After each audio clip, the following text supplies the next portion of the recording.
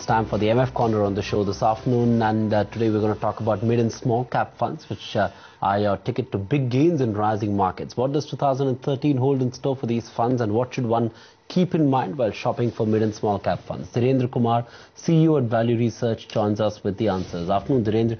The mid and small cap fund space has done quite well in recent times. This category has also outperformed the Sensex in the long term as well. What's your outlook for 2013 since markets are also showing some signs of recovery?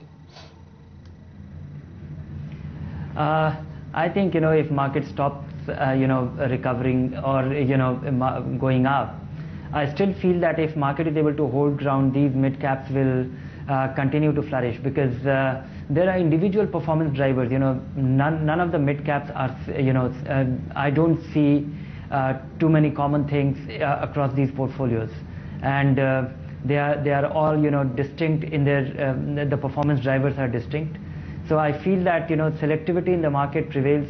These funds will continue to do well if the market is able to hold ground, if not go up.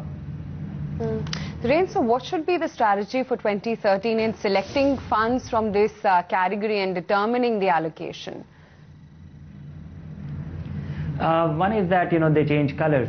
Some funds do well, some funds don't get it right often. But I would say that you still go by consistency of performance over time period. And I think there are quite a few funds. This is a very large set. And the way majority of funds have been able to beat even the mid cap index, and by a handsome margin, by a very wide margin, I think choosing fund will not be very difficult.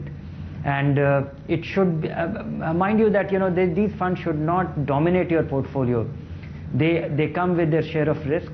One must remember what happened in 2008. These funds, many of these funds were able to slip by nearly 70%. So that is something which should be a constant reminder that what the scale of risk they come with. So, but they can still be 30 to 50% of your portfolio. They are going to be the key performance drivers.